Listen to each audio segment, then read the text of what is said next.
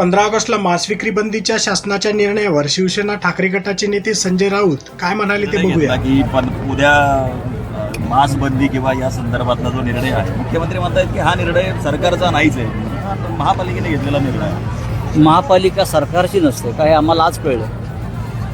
महापालिकेवरती प्रशासक कोणाचा आहे?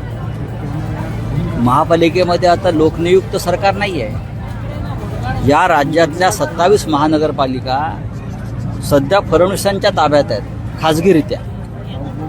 मुंबईपासून नागपूरपर्यंत प्रशासक त्यांनी नेमलेले आहेत, निर्णय ते घेतात, आयुक्त ते नेमतात. त्याच्यामध्ये सरकारचा निर्णय नाही असं म्हणणं म्हणजे प्रशासनासंदर्भात कमी माहिती असणं असा याचा अर्थ होतो. तो निर्णय का घेतलाय लोकांना तुम्ही पटवून द्या. स्वातंत्र्य दिन सोहळा हा एक विजय सोहळा आहे, तो एक विजय उत्सव आहे, शौर्य उत्सव आहे. त्याच्यासाठी उपवास धरणं, अमुक करणं, तमुक करणं अशी कर्मकांड चालत नाही. अशी कर्मकांड जर केली असती तर देशाला स्वातंत्र्य मिळालं नसतं.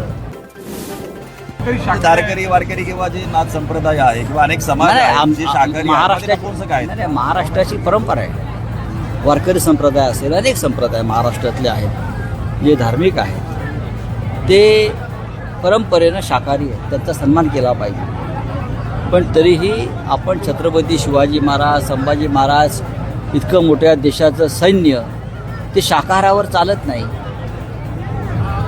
त्यांना त्यांचा आहार द्यावाच लागतो.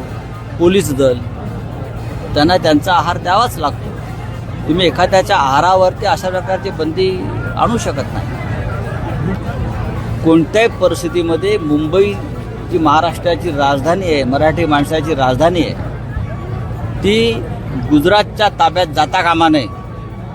ही भूमिका काँग्रेसची आहे, राष्ट्रवादी काँग्रेसची आहे. त्याच्यामुळे आम्ही निर्णय घेऊन, आणि राज ठाकरे आणि उद्धव ठाकरे हे दोन भाऊ आहेत, बंधू आहेत, ते एकत्र येत आहेत, एकत्र आलेले आहेत आणि काही निर्णय घेत आहेत. त्याचं महाराष्ट्राने स्वागत केलेलं आहे.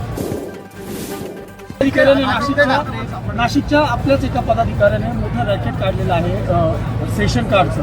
काय सांगा सर? एकाच व्यक्तीचे 4 सेशन कार्ड आहेत, वेगवेगळ्या नावांनी आहेत. मतदार याद्यामध्ये महिलेचं नाव आहे. मतदार याद्यामध्ये देशभरातच घोळ आहे. महाराष्ट्रातल्या जवळजवळ 58 विधानसभा मतदारसंघामध्ये हा घोळ मोठ्या प्रमाणावर झाला आणि त्याच्यामध्ये संगमनेरचा मतदारसंघसुद्धा आहे. जी यादी मी पाहिली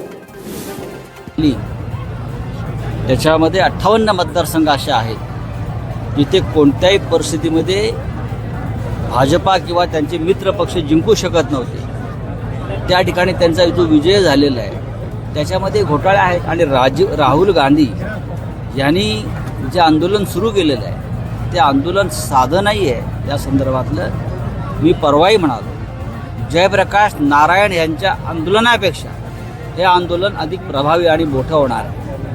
अत्यंत खोटेपणाच्या माध्यमातून, फसवणुकीच्या माध्यमातून दिल्लीत नरेंद्र मोदी आणि महाराष्ट्रात देवेंद्र फडणवीस हे सत्तेवर आलेले आहेत आणि त्यांना सत्ता सोडावी लागेल.